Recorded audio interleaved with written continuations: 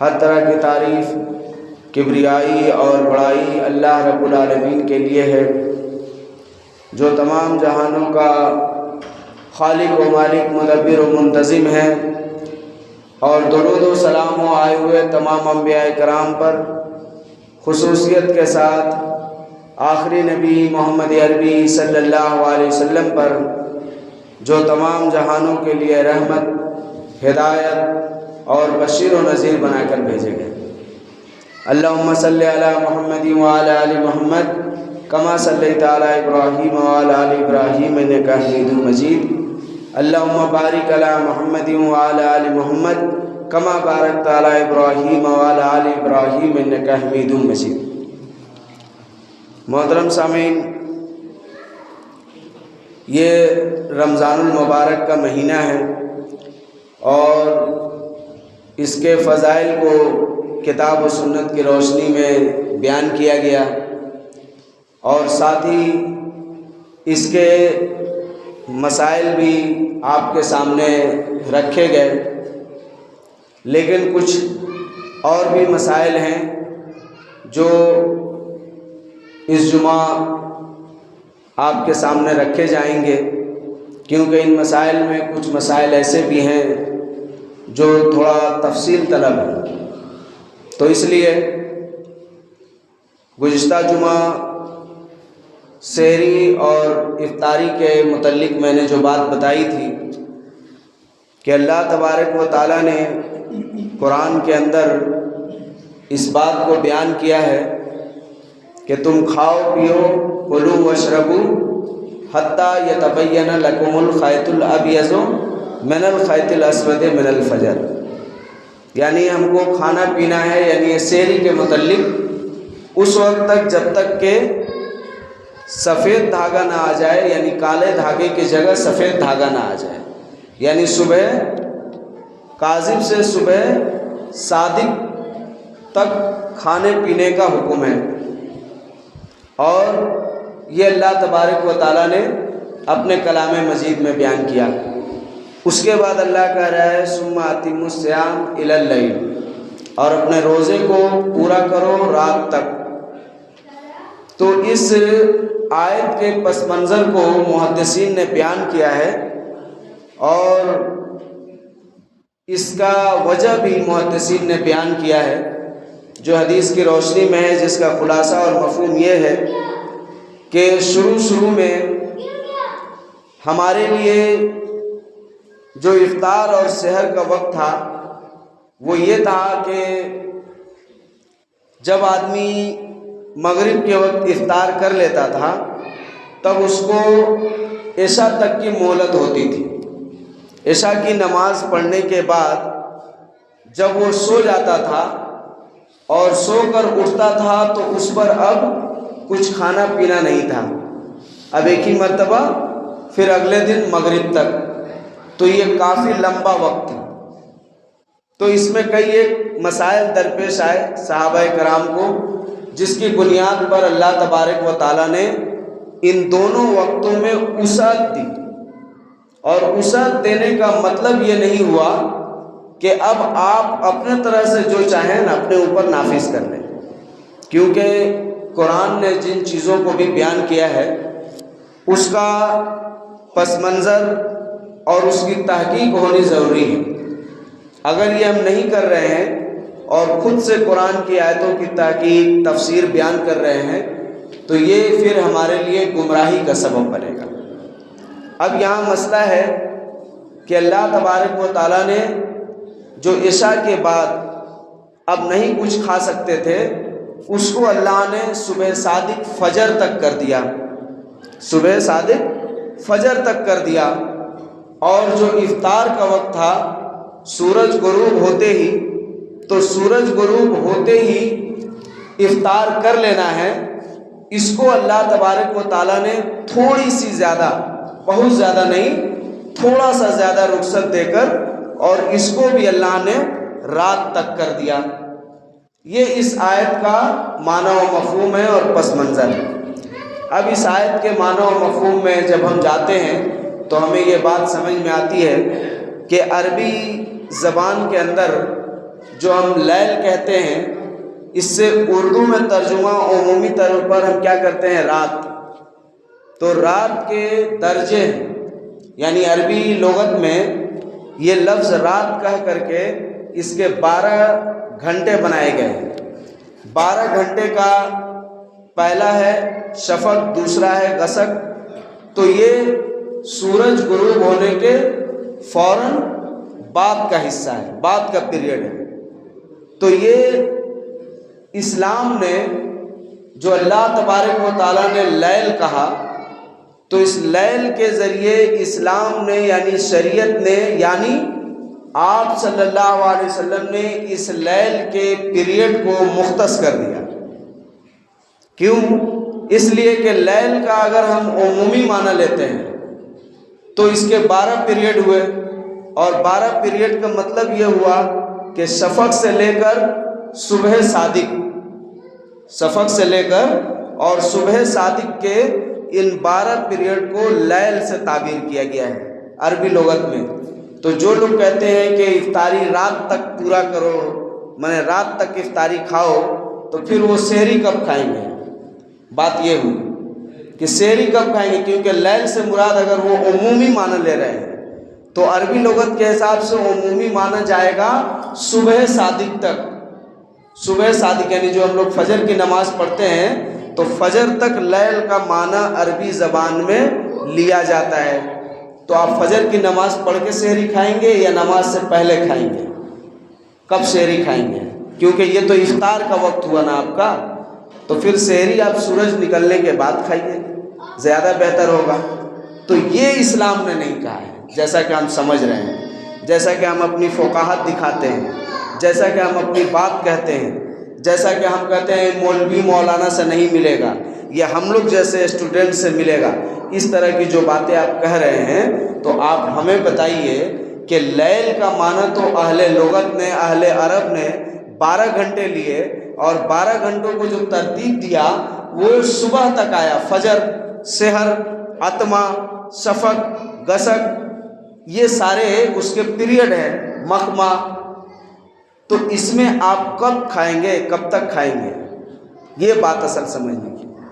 تو اسی لیے یہاں شریعت کی ضرورت پڑے گی، شریعت کی۔ جیسے اس کی مثال ہم ایک دوسری آیت سے سمجھا دیں کہ اللہ تبارک و تعالیٰ نے قرآن کے اندر اس بات کو نازل کیا کہ بے شک اے ایمان والوں، جنہوں نے اپنے ایمان کو ظلم سے ملوث نہیں کیا، لم یلبسوا ایمانہم بظلم اولئک لہم الامن وہم مہتدون۔ اے ایمان والوں، تم میں سے جس نے اپنے ایمان کو ظلم کے ساتھ ملوث نہیں کیا، یعنی ظلم والا ایمان نہیں رکھا، تو تم ہی ہدایت یافتہ ہو۔ تو اب جب آپ عربی لغت میں دیکھیں گے تو ظلم کا کیا معنی ہے؟ ظلم کا لغوی معنی ہے کہ کسی چیز کو کسی ایسے جگہ پر رکھنا جو اس کا اہل نہیں ہے۔ اس اعتبار سے ہر ایک چیز ظلم میں شمار ہوتا ہے۔ کسی کو آپ اگر برا بھلا کہہ دیں وہ بھی ظلم ہے، کسی سے آپ نفرت کریں بغیر کسی وجہ کے وہ بھی ظلم ہے، کسی کو آپ تھپڑ مار دیں وہ بھی ظلم ہے۔ اس طرح کے اور بھی بہت ساری چیزیں، کسی کا حق مار لیں، کسی کو دھوکہ دے دیں، کسی کو امید دلا کر اس کو یہ کر دیں، یہ سارے ظلم کے اقسام ہیں۔ تو اللہ نے کہا کہ جس نے اپنے ایمان کو ظلم سے ملوث نہیں کیا وہ کیا ہے؟ ہدایت یافتہ ہے۔ تو ظلم کا جب عمومی معنی لیں گے تو یہ ساری چیزیں تو ظلم ہو گئی۔ تو اب بتائیے کہ کتنے % آدمی جنت میں جائیں گے؟ کوئی نہیں ہے، سارے ختم۔ تو یہ جب آیت نازل ہوئی نا تو صحابہ کرام گھبرا گئے، کہا اللہ کے رسول صلی اللہ علیہ وسلم اس طرح سے اپنے ایمان کی حفاظت یہ کیسے ممکن ہے؟ تو وہاں شریعت کی ضرورت پڑی، اور شریعت نے ظلم سے اللہ نے یہاں پر کیا مراد لیا ہے اس کی وضاحت کی ضرورت پڑی۔ اور پھر اللہ تبارک و تعالیٰ کہ اس آیت کی تشریح اللہ کے رسول صلی اللہ علیہ وسلم نے کیا اور کہا کہ یہاں ظلم سے وہ مراد نہیں ہے جو تم سمجھ رہے ہو۔ بات یہی ہے کہ یہاں لیل سے وہ مراد نہیں ہے جو عام آدمی سمجھ لے رہا ہے، ہر تھوڑی سی جس کو عربی آ رہی ہے سمجھ لے رہا ہے، یہ یہاں لیل سے مراد نہیں ہے۔ جیسے وہاں ظلم سے وہ معنی مراد نہیں ہے جو عام آدمی سمجھ لیتا ہے، تو کیا معنی مراد ہے؟ تو وہاں معنی مراد یہ ہے کہ اللہ کے رسول صلی اللہ علیہ وسلم نے کہا کہ میرے بھائی لقمان، اللہ کے نیک بندے لقمان کی دعا کو، نصیحت کو یاد کرو جو انہوں نے اپنے بیٹے کو کی تھی۔ تو لقمان علیہ السلام نے اپنے بیٹے کو کیا نصیحت کی تھی؟ قرآن بیان کرتا ہے سورہ لقمان کے اندر، کہتا ہے یا بنیا لا تشرک باللہ، یا بنیا لا تشرک باللہ ان الشرک لظلم عظیم، اے میرے بیٹے اللہ کے ساتھ شرک نہ کرنا، اللہ کے ساتھ دوسرے معبودوں کو شریک مت بنانا، بے شک شرک بہت بڑا ظلم ہے۔ تو اس آیت میں اللہ نے شرک مراد دیا ہے کہ جو ایمان لانے کے بعد اپنے ایمان کو شرک جیسے کاموں سے ملوث نہ کرے، اپنے ایمان میں شرک نہ ملائے، تو وہ ہدایت یافتہ ہے۔ تو یہاں ظلم سے مراد کیا ہوا؟ شرک۔ یہاں ظلم سے مراد وہ ظلم نہیں جو آپ سوچ رہے ہیں۔ تو اسی طرح اس آیت میں لیل سے مراد پوری رات نہیں، بلکہ رات کا وہ حصہ مراد ہوا جو سورج کے غروب ہوتے ہی شروع ہو جاتا ہے، جو سورج کے غروب ہوتے ہی شروع ہو جاتا ہے۔ اب یہ چیز ہم کیسے کہہ رہے ہیں؟ تو اس کی بھی وضاحت آپ صلی اللہ علیہ وسلم نے کی۔ کیا کہا؟ کہا کہ تمہارے لیے بہتر ہے کہ تم افطار میں جلدی کرو۔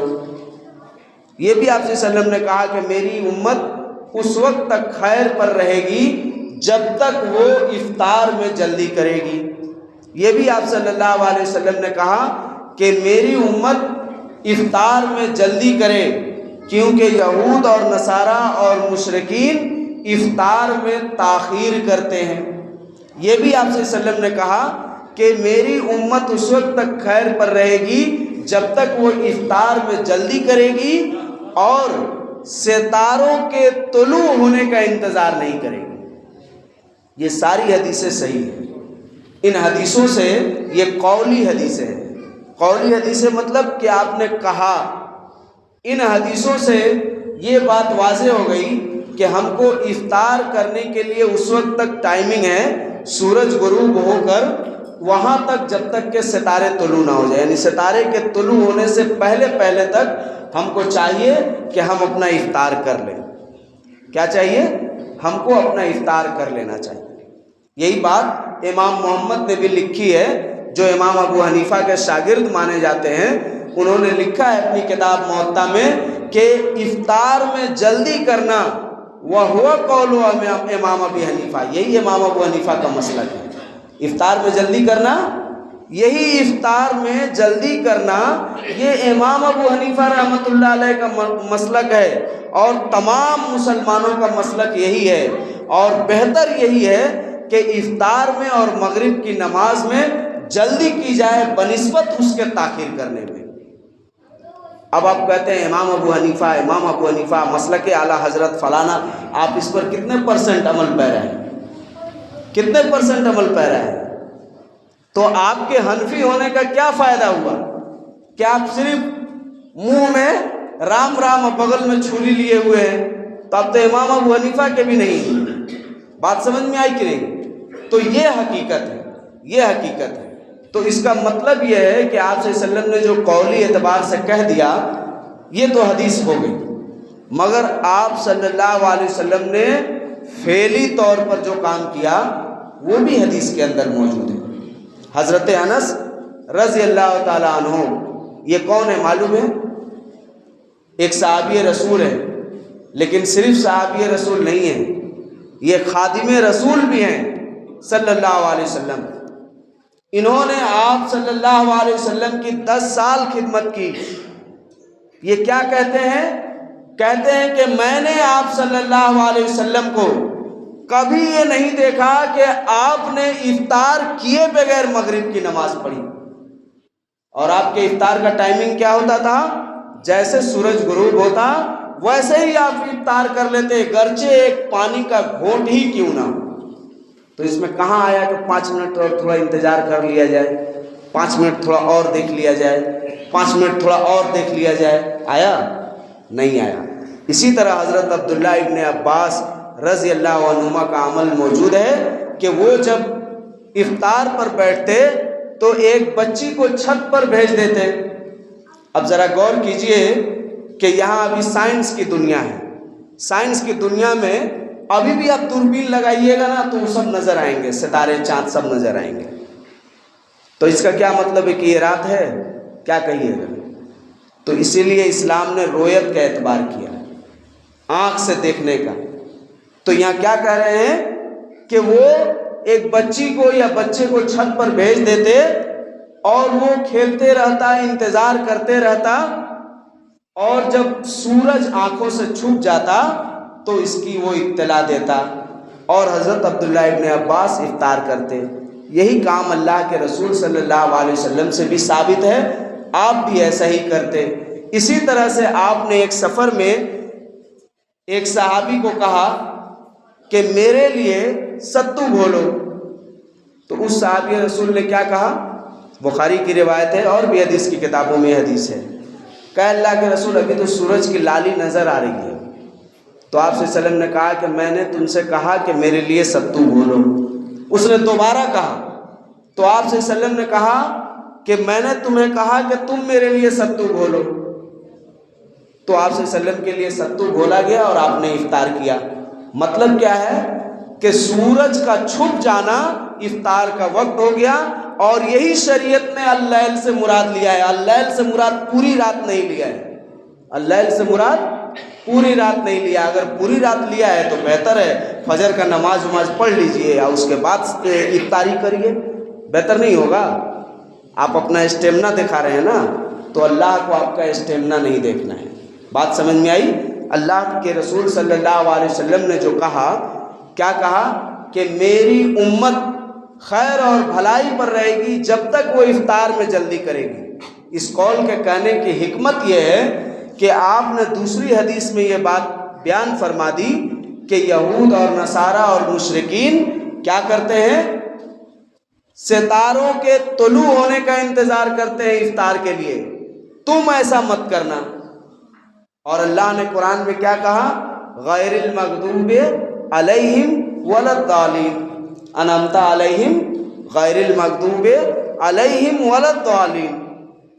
اللہ نے قرآن میں کہا سورہ فاتحہ کی آیتوں میں کہ ہدایت کی دعا کرو، اس بات کی دعا کرو کہ تمہیں صراط مستقیم پر چلنا، ہدایت نصیب ہو، ایسے راستے پر جن پر منیب علیہ گروہ چلے۔ اے اللہ ویسے راستے پر نہ چلا جو مغضوب اور گمراہ ہوئے۔ تو مغضوب اور گمراہ، اس کی تفسیر کیا ہے؟ اللہ کے رسول صلی اللہ علیہ وسلم سے مغضوب کون لوگ ہیں؟ یہودی، اور ظالم کون ہے؟ نصارہ۔ اور آپ صلی اللہ علیہ وسلم نے کیا کہا؟ میری امت خیر اور بھلائی پر رہے گی، یعنی ہدایت پر رہے گی، یعنی منیب علیہ کے گروہ کے راستے پر رہے گی جب تک وہ افطار میں جلدی کرے گی، جب تک وہ یہود اور نصارہ کے نقش قدم پر نہیں چلے گی، افطار کے لیے تاخیر نہیں کرے گی، بلکہ جو ٹائمنگ شریعت نے مقرر کی ہے اس پر وہ اگر افطار کرے گی تو یہود اور نصارہ کے نقش قدم سے دور کتاب اللہ اور سنت رسول پر عمل پیرا اور ہدایت کے دروازے اپنے لیے کھول لے گی۔ تو یہ اتنی بڑی حکمت جو ہم افطار کے وقت گنوا دیتے ہیں، افطار کے وقت گنوا دیتے ہیں اپنے مسلک کی پیروی میں، حالانکہ آپ کی مسلک بھی اس بات کی گواہی نہیں دیتی کہ 5 منٹ اور تاخیر کر لیا جائے۔ شافعیہ کے بہت بڑے امام، جن کو لوگ یہ کہتے ہیں، ہر مکتب فکر کا علماء کہتا ہے کہ انہوں نے امام بخاری کی شرح لکھ کر کے بخاری شریف کا حق ادا کر دیا۔ وہ کون ہے؟ علامہ حافظ ابن حجر عسقلانی رحمۃ اللہ علیہ۔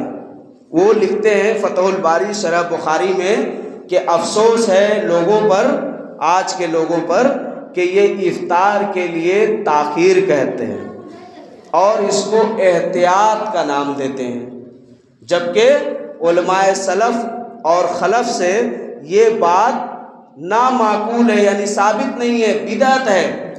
سورج غروب ہوتے ہی ہمیں افطار کر لینا ہے، اس کے بعد ہمیں نماز کے لیے بھی جلدی آنی ہے۔ یہ الگ بات ہے کہ آپ کہیں سفر میں ہیں، جیسے ہم لوگ عام طور سے کلکتہ یا آس پاس کے شہروں میں چلے جاتے ہیں، لوٹ رہے ہیں، راستے میں افطار کا وقت ہو گیا ہے، تو اب آپ کے پاس کوئی چیز نہیں ہے تو آپ آ کر گھر افطار کر لیں، لیکن اس کو فطرت مت بنائیں، اس کو فطرت مت بنائیں۔ یہ جب آپ فطرت بنائیں گے، عادت بنائیں گے، تو پھر آپ گناہ گار ہو جائیں گے۔ بات سمجھ میں آئی؟ تو اس طرح سے ہمیں اپنے آپ کو رمضان المبارک میں مینٹین کرنا ہے۔ یہ ہے نبی کی محبت، یہ ہے شریعت کی محبت، یہ ہے آپ مسلمان ہونے کا ثبوت دیں گے۔ اسی میں ایک چھوٹی بات نہیں ہے، بہت بڑی بات ہے۔ ایسی ایسی سنتوں کو جن کو ہم غیر معمولی سمجھتے ہیں، صحابہ کرام اس کو بہت زیادہ اہمیت دیتے تھے۔ کئی ایک جنگوں کا واقعہ ہے کہ وہ لوگ جنگ میں گئے اور مزید دشمن کو قابو نہیں کر پا رہے تھے، تو صحابہ نے کہا کہ آخر ایسی کیا بات ہے؟ تو وہ لوگ آپس میں جب رات کو بیٹھے تو دیکھا کہ ہمارے اندر ایک کمی آ رہی ہے، وہ یہ کہ ہم میں سے بہت سارے لوگ نماز کے وقت مسواک نہیں کر رہے ہیں، یہ سنت ہم لوگوں سے چھوٹی جا رہی ہے۔ اس لیے ہمیں چاہیے کہ ہم لوگ اس سنت کو ادا کریں، اور جب اس طرح سے نماز پڑھے تو صبح کو دشمن پر غالب آ گئے۔ تو یہ چھوٹی چیز تو تھی۔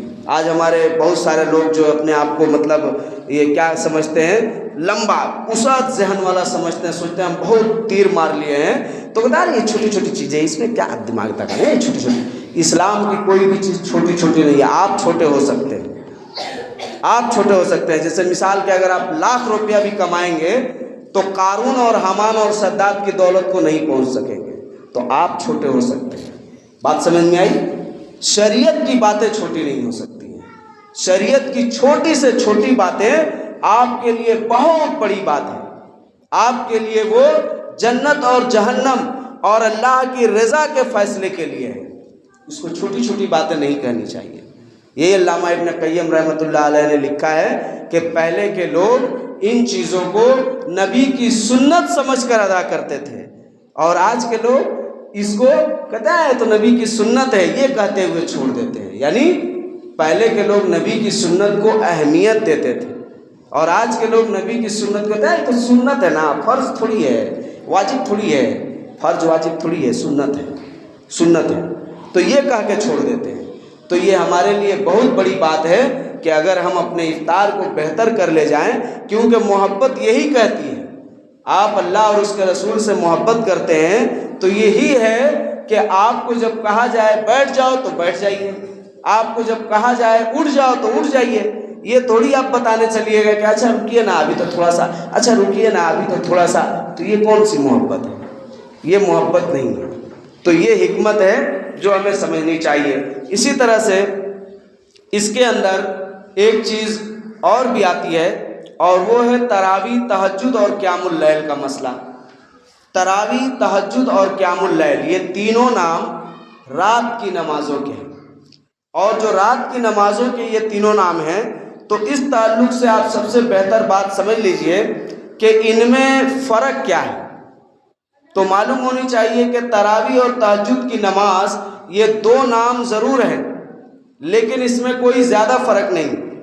کیا ہے کہ رات کو سو کر اٹھنے کے بعد جو نفل عبادت کی جاتی ہے اسے قیام اللیل اور تہجد کہا گیا ہے، اور اگر یہی نماز رمضان میں آپ پڑھیں سونے سے پہلے تو اسے قیام رمضان یا تراویح کہا جاتا ہے۔ اور اس بات کو اللہ نے سورہ اسراء میں بیان کیا ہے کہ آپ فتہجد نافلۃ لک بہ، یعنی آپ رات کو قیام کیجیے اللہ کے لیے تہجد کی نماز جو آپ کے لیے نفل نماز ہوگی۔ تو یہ بات، اسی طرح اس بات کو ہم اچھی طرح سمجھ لیں کہ قیام اللیل کی ایک صورت یہ بھی ہے کہ نفلی نماز، اسی لیے ہمارے بہت سارے اسلاف رمضان المبارک کے دنوں میں تراویح کے ساتھ وہ نفلی نمازیں بھی پڑھتے تھے، جس کو بعد کے کچھ مفسرین نے اپنی غلط فہمی کی وجہ سے اس کو ایڈ کر دیا ہے، اور ایڈ کر کے کہتے ہیں کہ بہت زیادہ ہے۔ تو وہ کیا ہے کہ تہجد کی جو نماز ہے، جسے رمضان میں ہم تراویح کہتے ہیں، یہ مسنون رکعت 8 ہے۔ اچھا یہ 8 رکعت کن کے نزدیک ہے؟ 8 رکعت نماز تراویح یا تہجد کی کن کے نزدیک یعنی کس مسلک میں ہے؟ تو آپ کو معلوم ہونی چاہیے کہ آپ جب مسائل کی کتابوں کا مطالعہ کریں گے اور چاروں ہمارے فقہ جو ہیں، ہمارے چاروں فقہ یعنی اہل حدیث کو چھوڑ کر حنفی، شافعی، مالکی، حنبلی، یہ 4 فقہی مسلک ہوئے، اور اہل حدیث یہ 5واں، انہی کے مخالفت میں ان کو کہا جاتا ہے سنی۔ یہ کیا ہے؟ اہل سنت۔ یہ 5 مسلک کس کے ہیں؟ اہل سنت کے ہیں۔ اور ان کے مخالفت میں آتا ہے اہل تشیع یعنی شیعہ۔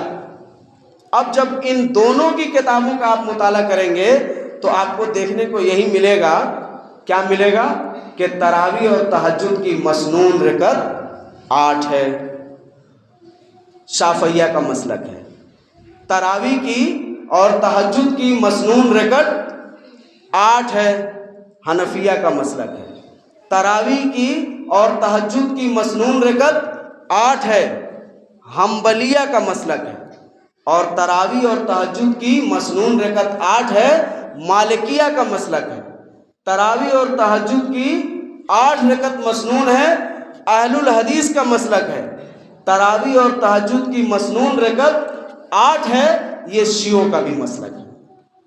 اب آپ کون سی تراویح پڑھتے ہیں وہ آپ جانتے ہیں، آپ کس مسلک کی تراویح پڑھتے ہیں وہ آپ جانتے ہیں، لیکن ان کی جتنی اتھینٹک کتابیں ہیں، ہدایہ دیکھیے، مسبوط دیکھیے، یہ حنفی مسلک کی ہے، شافعی مسلک کی کتاب الام لے لیجئے، مغنی لے لیجئے، مالکی مسلک کی کتاب مدونہ کبریٰ لے لیجئے، موطا امام مالک لے لیجئے، یہ چھوٹی کی کتابیں ہیں جس سے مسئلے ثابت کیے جاتے ہیں۔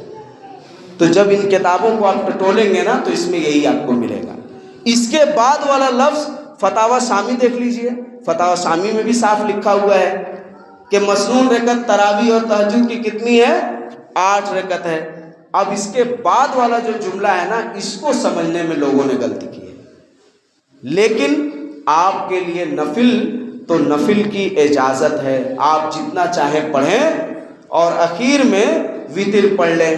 تو اس اعتبار سے اب ان لوگوں نے جو رکعتیں پڑھی ہیں ان رکعتوں میں تراویح تہجد کے بعد نفل نمازیں ایڈ ہے، جیسے کہ یہ حدیث بھی موجود ہے کہ تمہارے لیے 3 رکعت وتر جو ہے وہ تم پڑھو۔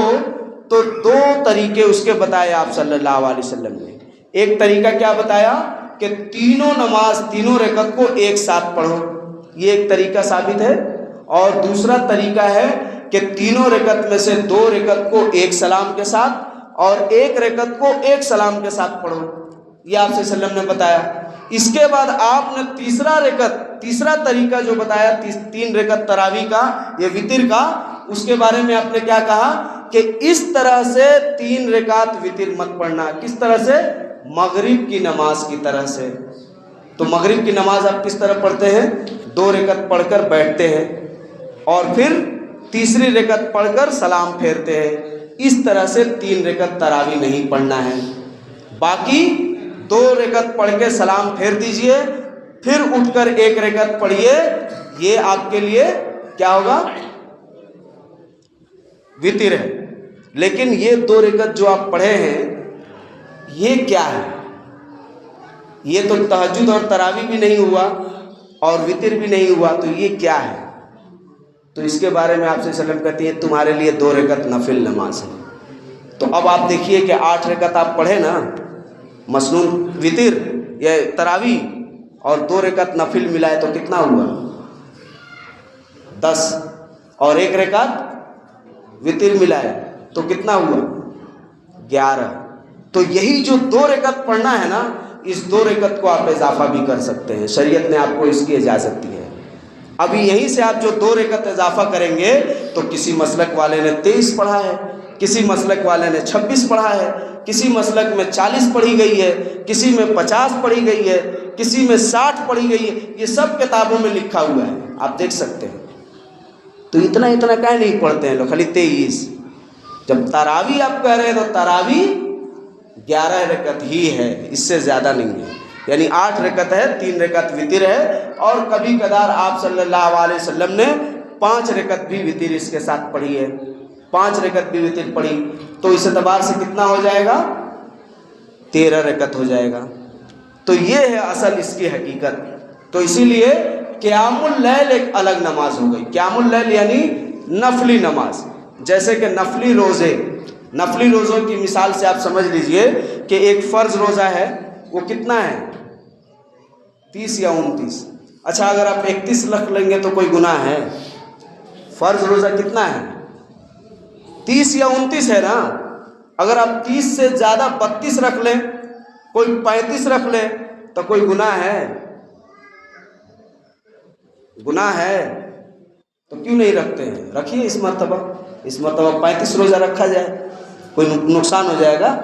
لیکن نہیں، فرض کی تعداد اتنی ہے، کتنی ہے؟ 30 یا 29۔ اب نفلی روزے جب آتے ہیں نا تو نفلی روزوں میں بھی 2 ڈیوائیڈڈ ہیں۔ ایک ڈیوائیڈڈ ہے مسمى نفلی روزے، اور ایک ہے غیر مسمى نفلی روزے۔ تو غیر مسمى نفلی روزے کے لیے کوئی تعداد متعین نہیں کی گئی، یعنی ایسے روزے جن کو آپ اللہ کی رضا کے لیے رکھ رہے ہیں نفلی طور پر، لیکن اس کے لیے کوئی دن، کوئی سال، کوئی وقت کچھ متعین نہیں کیا گیا ہے۔ تو یہ آپ جتنا چاہیں رکھیں نا، روز ہی رکھیں، روز افطار کریں، روز رکھیں، جیسا کہ آپ صلی اللہ علیہ وسلم نے بتایا بھی کہ سب سے عمدہ روزہ جو ہے داؤد علیہ السلام کا تھا، وہ روز روزہ رکھتے تھے، افطار کرتے تھے، رکھیے۔ لیکن شوال کے اس کے بعد شوال کے 6 روزے ہوتے ہیں، معلوم ہے نا؟ تو شوال کے 6 روزے کو آپ 12 روزہ رکھ لیجئے، ہوگا؟ نہیں ہوگا۔ عاشورہ کے 2 یا 3 روزے ہیں، آپ عاشورہ کا 6 روزہ رکھ لیجئے، ہوگا؟ نہیں ہوگا۔ تو یہ بھی نفلی روزہ ہے، لیکن اس کی تعداد متعین کر دی گئی ہے۔ تو اسی طرح سے یہ بھی تراویح اور تہجد بھی نفل نماز ہے، سنت مؤکدہ ہے، لیکن اس کی تعداد متعین ہے۔ اس کی کیا ہے؟ تعداد رکعت متعین ہے۔ لیکن اسی طرح کی اور نفلی نماز آپ پڑھیں گے اپنے طور سے اللہ کی رضا کے لیے، اللہ نے اس کی تعداد متعین نہیں کی ہے، وہ آپ جتنا پڑھ لیں، 2 رکعت کر کے جتنا چاہیں پڑھ لیں۔ 1 رکعت تو نماز ہوتی نہیں ہے، تو 2 رکعت کر کے آپ جتنا چاہیں پڑھ لیں اللہ کی رضا کے لیے۔ بات سمجھ میں آئی؟ تو یہ حقیقت ہے۔ جیسے جمعہ کے دن نماز سے پہلے، جمعہ کی نماز سے پہلے کوئی سنت ہے؟ نہیں ہے، لیکن شریعت کہتی ہے کہ اگر آپ پہلے آ گئے مسجد میں تو آپ 2 رکعت کر کے جتنی رکعت چاہیں اللہ کی رضا کے لیے امام کے ممبر پر بیٹھنے سے پہلے جتنی رکعت چاہیں آپ پڑھ لیں۔ لیکن جمعہ کے بعد 4 ہی رکعت سنت ہے، 2 کر کے۔ اگر اس کو ہم 6 پڑھ لیتے ہیں، کوئی 8 پڑھ لیتا ہے، کوئی 10 پڑھ لیتا ہے، تو سوائے گنہگار ہونے کے اور کچھ نہیں ہوگا۔ بات سمجھ میں آئی؟ تو اس لیے آپ معاملے کو سمجھیے، مسئلے کو سمجھیے، معاملے کو گڈ مڈ کر کے، کھلت ملت کر کے آپ تراویح کو 23 بنا دیجئے۔ یہ کوئی عقل مندی کی بات نہیں ہے، جہالت ہے۔ یہ عقل مندی کی بات نہیں ہے، جہالت ہے۔ اور میں چیلنج کے ساتھ کہتا ہوں کہ آپ کسی بھی مسلک کے اتھینٹک بک میں یہ نہیں دکھا سکتے ہیں کہ تراویح کی نماز 8 رکعت سے بھی زیادہ ہے۔ کسی نے اس کو مسنون لکھا ہے۔ مسنون کا لفظ یہ ثابت کرتا ہے، مسنون کہتے ہیں کہ جو آپ صلی اللہ علیہ وسلم کی سنت ہے، یعنی جو آپ صلی اللہ علیہ وسلم سے ثابت ہے، وہ 8 رکعت ہے۔ اس کے بعد اب فلانا نے بڑھا دیا، کسی نے بڑھا دیا، اس کا کوئی اعتبار ہے؟ اس کا کوئی اعتبار نہیں ہے۔ تو یہ حقیقت ہے جو ہمیں سمجھنی چاہیے۔ اسی طرح ہمیں اس مہینے میں جو ہے اللہ سے خصوصی دعا کرنے کا بھی حکم ہے۔ دعا کرنا بھی ہمارے لیے کیا ہے؟ بہت زیادہ اہمیت کا باعث ہے۔ ہمیں اس مہینے میں دعا کرنی چاہیے، کیونکہ اس مہینے میں اللہ تبارک و تعالیٰ کہتا ہے کہ بندوں کی دعائیں قبول کی جاتی ہیں اور ان کی کوئی دعا رد نہیں کی جاتی۔ اسی طرح آپ صلی اللہ علیہ وسلم نے کہا کہ تم اللہ سے دعا کرو اور اپنی ہر چھوٹی سے چھوٹی اور بڑی سے بڑی حاجت کا اللہ سے سوال کرو، یہاں تک کہ تمہارے جوتے کا تسمہ ٹوٹ جائے تو اس کو بھی اللہ سے مانگو، یہاں تک کہ تمہارا نمک ختم ہو جائے تو وہ بھی اللہ سے مانگو۔ یہ اللہ کی جانب توکل اور اللہ سے لو لگانے کی ترغیب دی گئی ہے کہ ہم غیر اللہ پر ڈیپینڈنٹ نہ ہوں، ہم اللہ والے ہو کر رہیں۔ تو یہ بات ہمیں سمجھنی چاہیے کہ اللہ کہتا ہے ایاک نعبد و ایاک نستعین، تو نستعین میں استعانت کا مراد یہ ہوتا ہے کہ ہماری مدد سے مراد یہ ہے کہ ایک ہوتا ہے کہ ہم کسی کو کہتے ہیں کہ آپ فلانے جگہ چلے جائیے اور جا کر وہاں کہیے گا کہ ہم کو فلانے آدمی بھیجے ہیں تو وہ آپ کا کام کرا دے گا، یہ بھی ایک مدد ہے۔ اور ایک مدد اس طرح ہوتا ہے کہ ہم یہ سب نہیں کہیں، اس آدمی کو ہم ڈائریکٹ لیے اور ڈائریکٹ پہنچ گئے اور اس کا کام کرا دیے، یہ بھی ایک مدد ہے۔ تو اللہ کہہ رہا ہے کہ ایاک نستعین ہے، اللہ ہم تجھ ہی سے مدد چاہتے ہیں، یعنی ہر حال میں، یعنی ہر دونوں مدد انسان کو جو ملے گی یہ اللہ کی رحمت پر ڈیپینڈ ہے۔ اگر اللہ کی رحمت نہیں ہوگی تو یہ دونوں طرح کی مدد اس کو کبھی نہیں مل سکتی ہے۔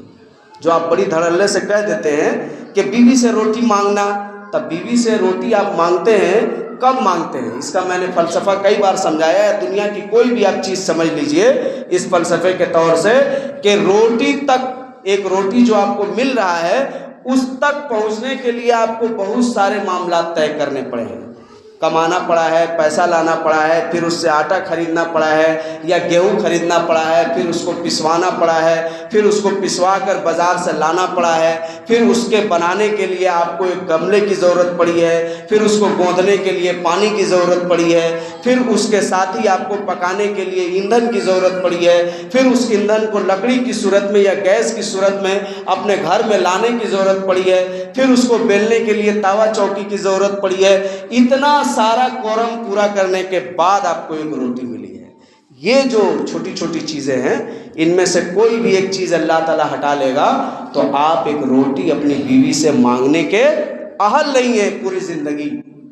تو یہ غور کیجئے کتنی بڑی بات اللہ نے بتائی ہے۔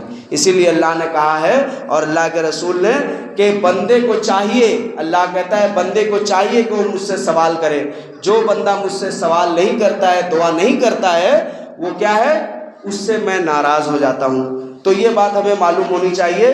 اسی طرح سے اللہ تبارک و تعالیٰ نے جو ہے اللہ کے رسول صلی اللہ علیہ وسلم نے افطاری کرانے کا بھی ثواب رکھا ہے کہ اگر کوئی شخص رمضان میں کسی کو افطاری کراتا ہے تو اس کے روزے کا بھی ثواب ملے گا اور جس کو افطار کرایا اس کے روزے کا بھی ثواب ملے گا، مگر افطار کرنے والے کا روزے کا ثواب کاٹا نہیں جائے گا، یعنی دونوں کو ملے گا لیکن جو کرائے گا اس کو ڈبل روزے کا ثواب ملے گا۔